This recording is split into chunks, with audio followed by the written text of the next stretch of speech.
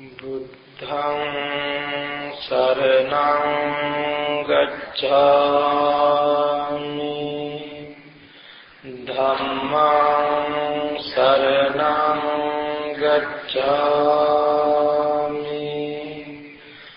Saṅgham saraṇaṃ gacchāmi.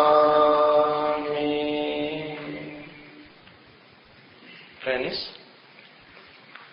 today is the third day of our retreat.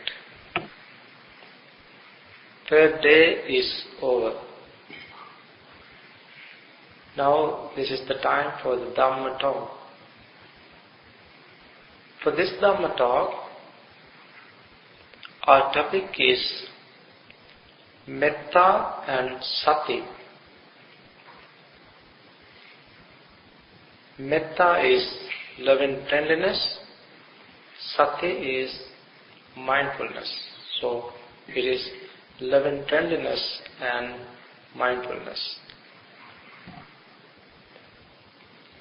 For the last 2 days, we talk about metta, but still not finished.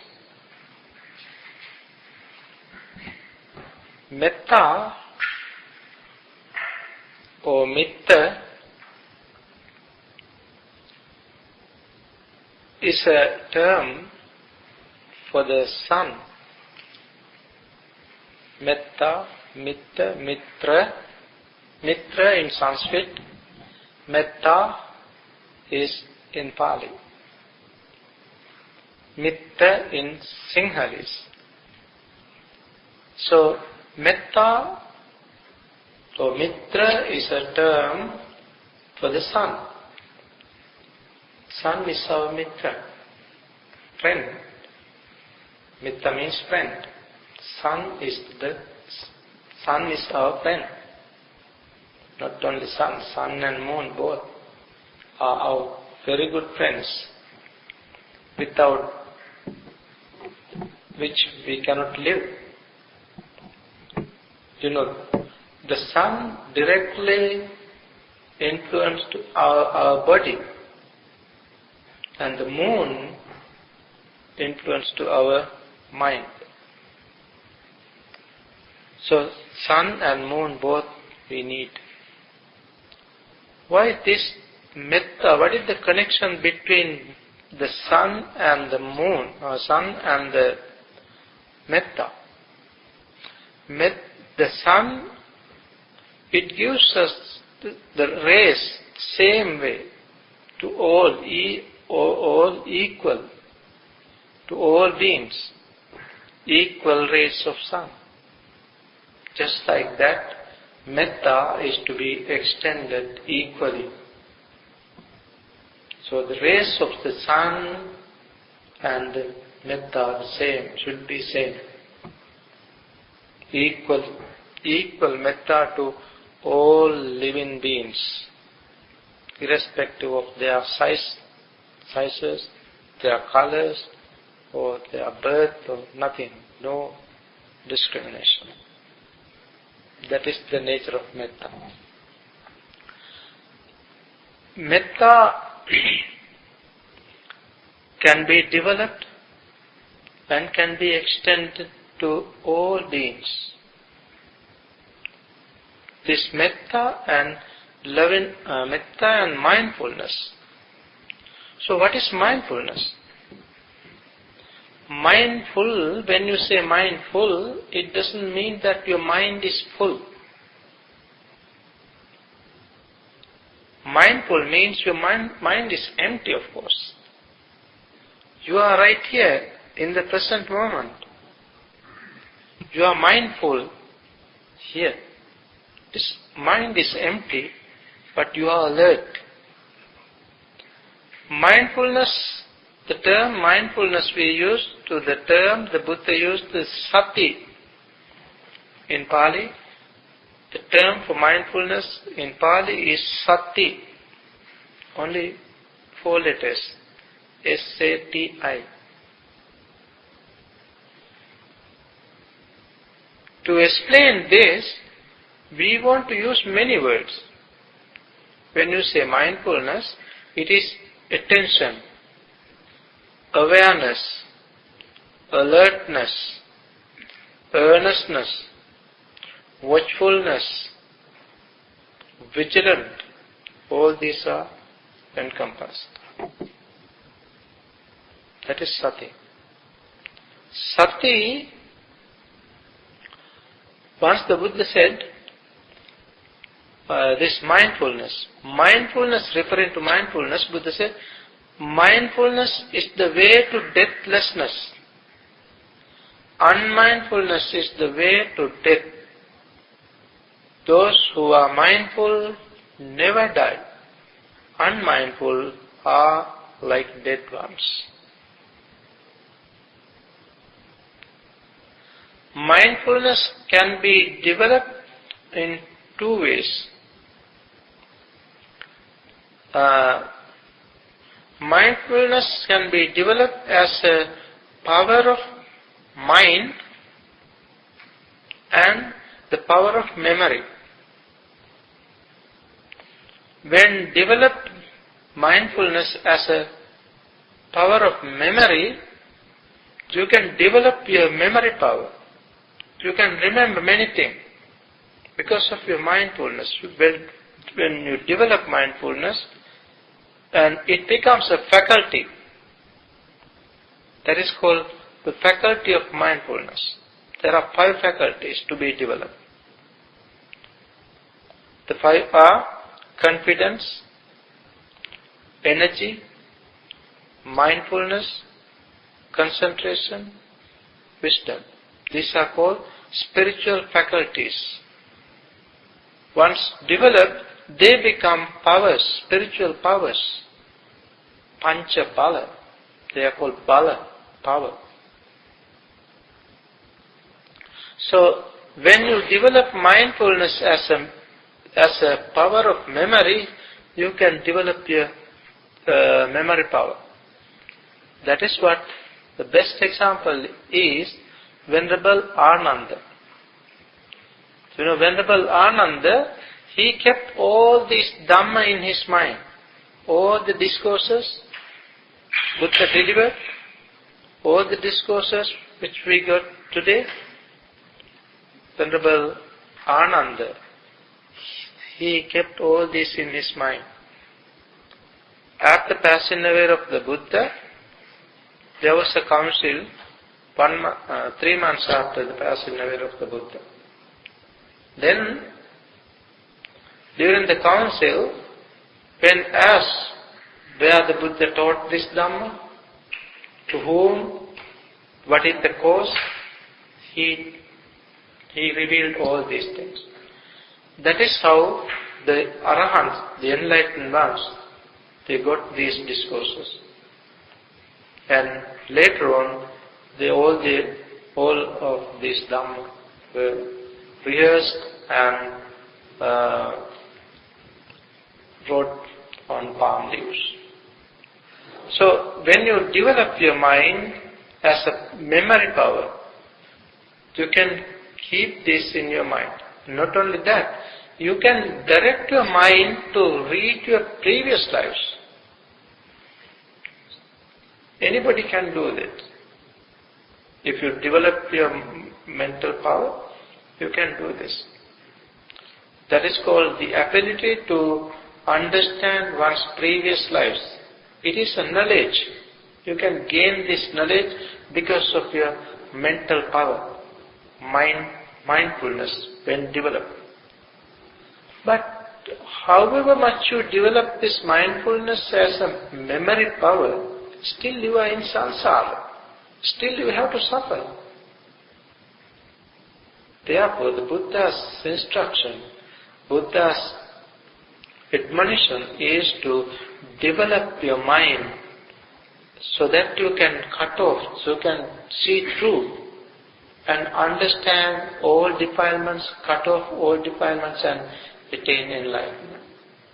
For that purpose, one has to develop mindfulness as the mental power of mind, in other words, power of mind. When you develop mindfulness as a power of mind, You cannot develop this in the past or the future. That is in the present moment. So mindfulness should be developed in the present moment. When developed and cultivated this mindfulness, as the Buddha said, when developed this, you can develop the 4 establishments of mindfulness.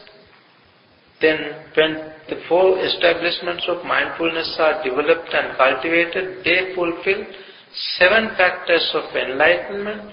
When the 7 factors of enlightenment are developed and cultivated, they fulfill knowledge and liberation. There is a clear-cut path for this purpose. And that is why we have to understand these 2 together. Metta, the significance of metta and mindfulness. Metta and mindfulness should practice together.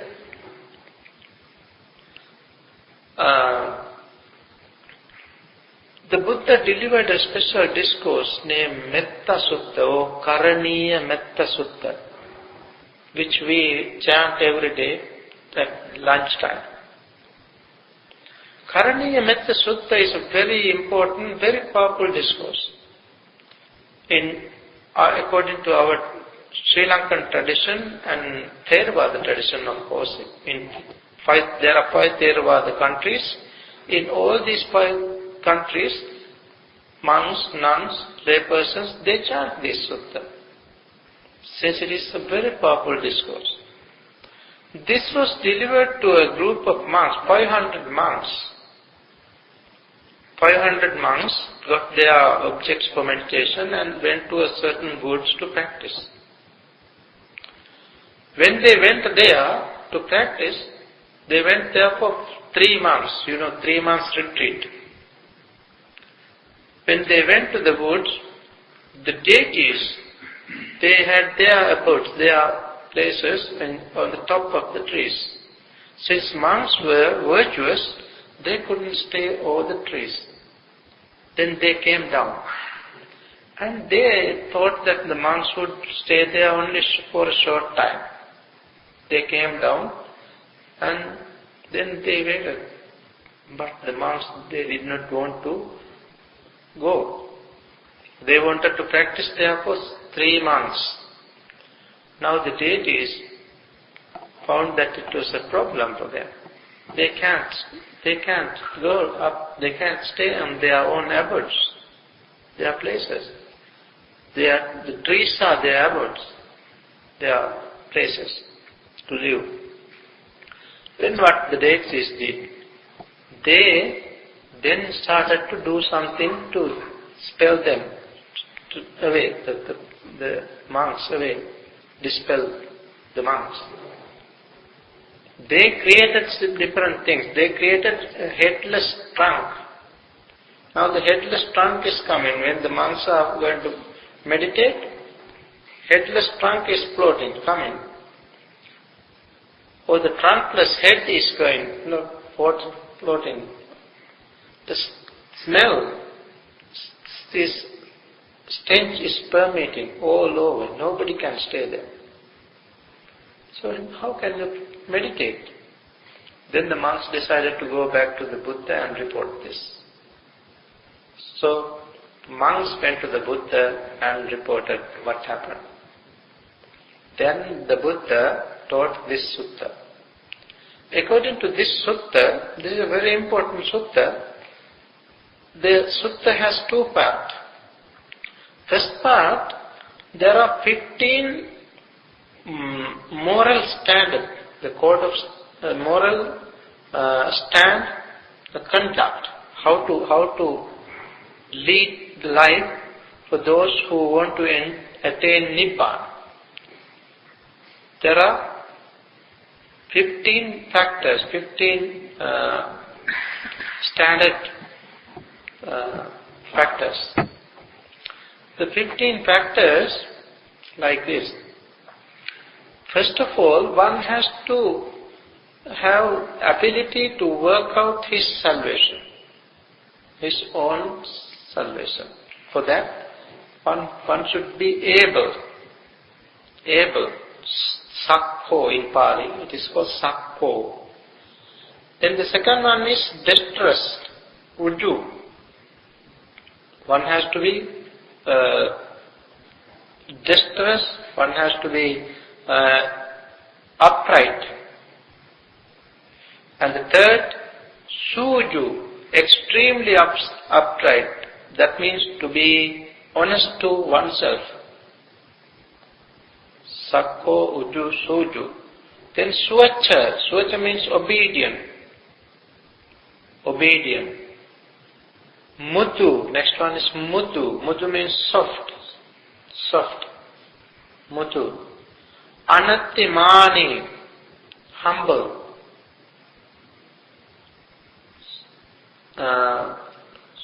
Mudu anattimani. Santusako. Santusa is contented. One should be contented. Then easily supportable. Subhara.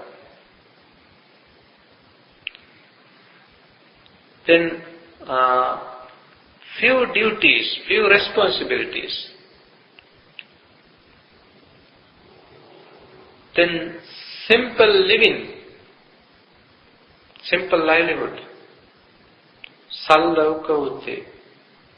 Then santindriya, controlling senses. Prudent. Courteous. Next one is courteous. Then not greedily attached to families. And finally, not to do anything rebuked by the wise one. Those are the 15 qualities to be developed by the person who wishes to enter the peace, the attainment of enlightenment.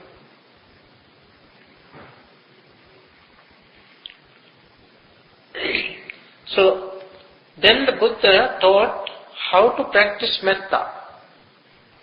In this sutta, the second part is how to extend metta. Now the Buddha said, extend metta to all beings.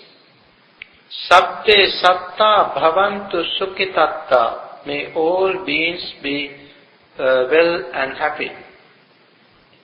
With that, the Buddha divided all beings into two groups. Tassa and Thavara. First, Tassa and Thavara. Tassa means moving beings, movable. Thavara means immovable. There are two types of beings in the world. Some beings, they can move, they can go here and there. There are some beings, they cannot move. Immovable beings. Tassa, Thavara. Then, Diga, lone beings, like snake. Digava. Ye Mahanta. Mahanta is sprout. Digava, ye Mahantava. Majjima, the middle-sized beings. Rasa, small beings. Anuka, very tiny beings. Thula, fat. Seen beings, ditta.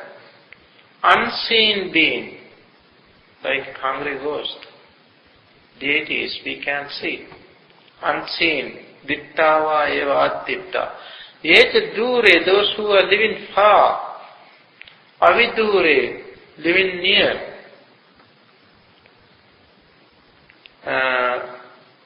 Dittava eva aditta, yet dure vasanti avidure.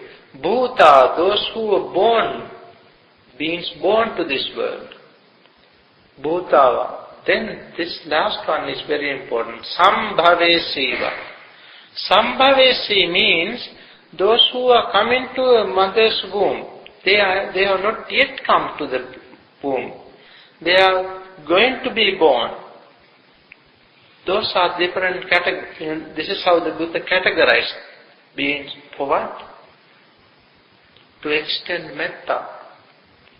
to extend metta to all these beings. Sabbe satta bhavantu sukhitatta. When you extend metta, the Buddha said, how to extend metta? Uddang.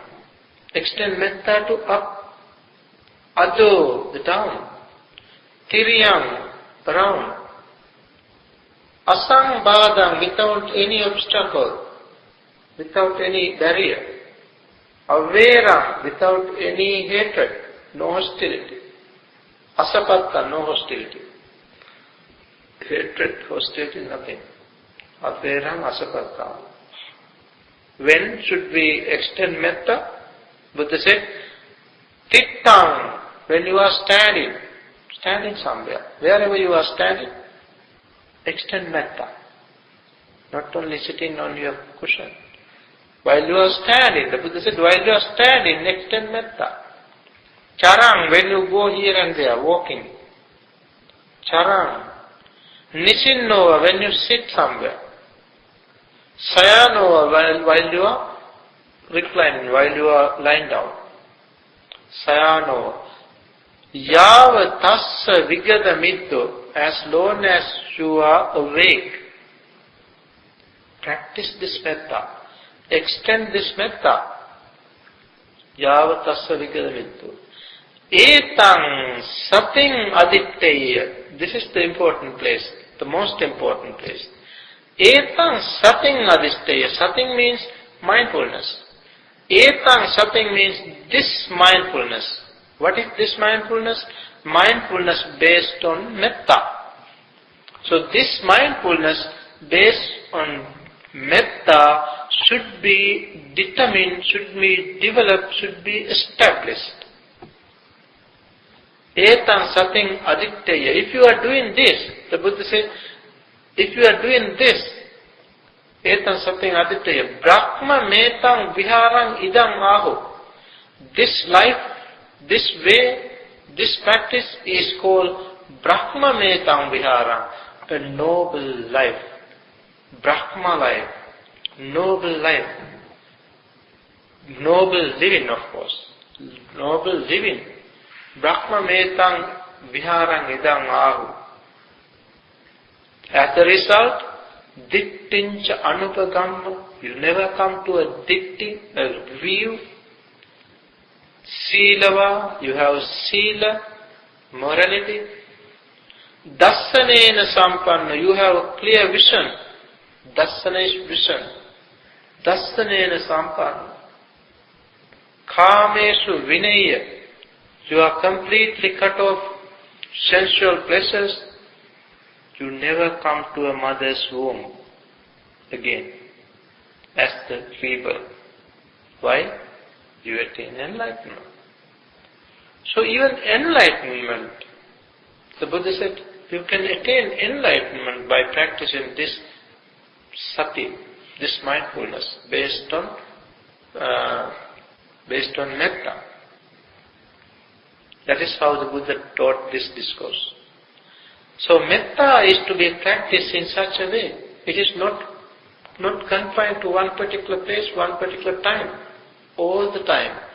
As long as you are awake, you can practice metta. One day, in the time of the Buddha, the monk was bitten by a snake and died. Then several monks went to the Buddha and reported this. Then the Buddha said, if this monk practiced metta, he would never be bitten by the snake and die. Since he did not practice metta, he was bitten by the snake and died. You know, even today in Asia, in the woods, there are many monks. They practice in the woods. You know, in Asia there are many snakes, venomous snakes. But monks, they are not bitten by snakes. Very rare, if so. There are many snakes, many different types of snakes. They are there, but they don't bite, because they extend metta, loving friendliness. That is where the Buddha said, extend metta, loving friendliness. How? Apadake hime metta. We chant every day now. This chanting the Metta Sutta, Metta reading. We read this. Apadake hime metta. My love, receive. I extend metta to those who have no food, footless beings. May footless beings receive my love. May footless beings receive my metta. Apadake hime metta. Mettang dipadake hime. May biped beings, two-footed beings, receive my metta. That is how you extend metta. Chatuppade hime mettang. May all four-footed, quadruped beings receive my metta. Chatuppade hime metta. Mettang bahuppade hime. May those who are millipede, centipede, receive my metta. Bahuppade hime metta. Then mamang apadako hinsi. May no footless beings hurt me. That is your metta. Mamang hinsi dipadako. May those bipeds not hurt me. Mamang chatuppado hinsi. May no quadrupeds, four-footed, not hurt me. Mamang hinsi bahuppado. May no many footed beings, centipede, hurt me. Like that, the Buddha taught us to practice metta, extend metta to all beings. Then they don't hurt us. That is why Buddha taught us to practice this. Now, metta and sati should go together, as I said earlier. One day while Buddha was living in a place called Rajagaha, Rajgir, today it is called Rajgir, a certain demon came to the Buddha.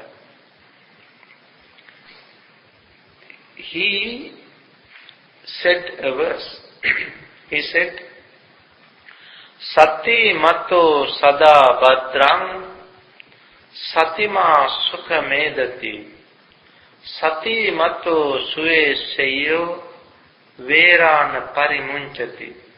Sati mato sada bhadrang. He said, the mindful one is always good. He says, this demon, he says, the mindful one is always good. Sati mato sada bhadrang. Satima sukha medati. The mindful one lives happily, lives in happiness, in other words. Sati mato sada bhadrang satima sukha medati. Sati mato sueseyo. He further says, the mindful one sleeps well.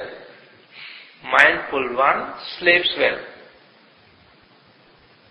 Veracha parimunchati. The mindful one has no enmity. If you are mindful, this is good. That is the meaning. If you are mindful, you are good. If you are mindful, you live happily. If you are mindful, you sleep well. If you are mindful, you have no anger, no hatred, no enmity. That is what this demon said.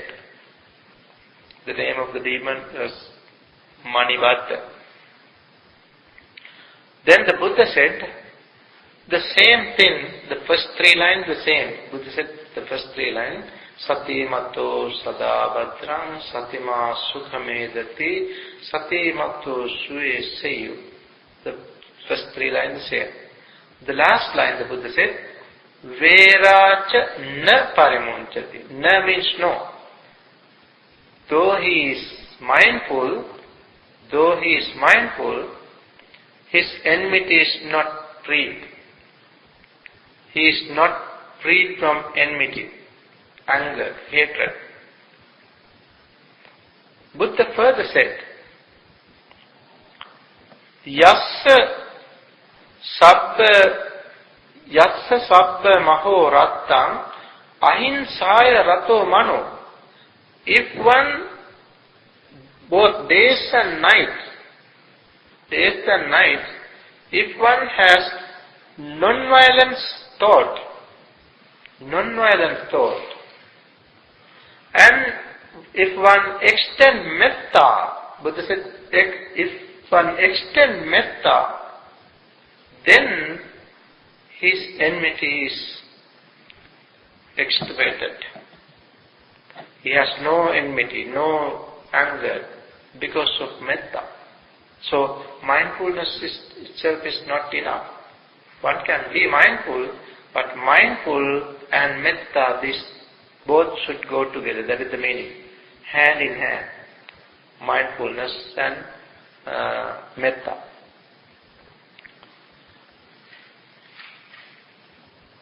In tandem.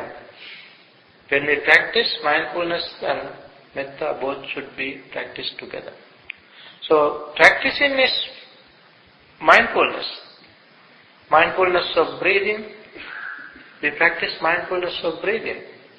But when you practice mindfulness of breathing, it is necessary, from time to time, it is necessary to practice metta. That is the meaning. So therefore we recommend to practice metta in the beginning or end of practicing mindfulness of breathing. As part of our practice, every day we practice metta. Like if you are practicing mindfulness of breathing, at the beginning, for some time you need to practice metta, loving kindness. Then these go together hand in hand in a sort of balanced way. Therefore, mindfulness and sati, mindfulness and metta should go together. Metta, when practice metta, it is easy to talk. Talking is easy, not only metta, anything, talking is easy. But put this into practice is the difficult part. In the time of the Buddha, there was a nice lady, a rich lady named Videhika. She had a service girl, a maid named Kali. Kali is a clever, nimble girl. She is doing everything proper, neat, in order. So, at home there was this lady, Videhika, this rich lady. She is always happy. She has metta, and she like metta, and she is nice. Everybody says she is nice lady. She never gets angry, and she is extremely good person. And this good words, fame spread all over. But Kali, this maid, she thought that she wanted to test her. She wanted to test her mistress, whether she is really she has metta, or because of her good activities, because of the maid's good activities, as she is doing everything properly, clean everything and keep things in order, neat, nice. So it was because of that she is not. She is like full of metta. This maid Kali, she wanted to test this. One day, she wanted to sleep longer. So she slept late. She wakes up late. She wakes up late one day. Then this rich lady, the mistress, she said, Kali, what is the matter with you? What is the matter with you? No, nothing matters, she said. And why did you wake up late? Why did you get up late today? And then she said, she kept silent. And then the second day also she did the same thing. She wanted to sleep more. So the second day she wake up little more late. And that day also scolded her. Kali. So that day she said, hey Kali, that's how she said. Hey Kali, what happens to you? What's the matter with you? Then she said, nothing matter, madam. I wanted to sleep more. Then the third day, she did the same thing. She slept more.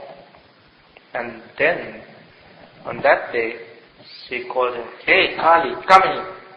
She got the, what we call spinning, rolling pin. Rolling pin. She got the rolling pin and hit her, gave a blow to her head. Cuts open, started to bleed. Then the Kali screamed and she said, oh ladies, good ladies, see now this my lady here. She shows that, she tries to show that she has metta, she has kindness, she has mercy. But this is what she is doing. She gave a blow to me and now my head is bleeding like she got. From that day, the bad story, bad fame, ill fame spread. This is what is happening. Some people, they looks like very kind, very merciful, they are meek, but when something happens, they are furious, not metta. So, such things happen. So the Buddha always instructed us to be patient. The Buddha says patience is the best meditation. Khanti paramang tapo titikka. Patience is the best meditation. So Buddha always encourages us to develop metta, loving friendliness. Buddha once gave a simile of the soap. That is a discourse named Kakachupama Sutta. Kakacha is soap. Buddha said, monks, this is referring to a certain monk. As one monk, there was one monk, whenever the people talk about something about the nuns, he gets angry. Because he had a good relationship with nuns. So whenever the people, anybody, any other monks, talk something about nuns, he gets angry and he is displeased. He always try to fight with others. And the nuns also had the same characteristic.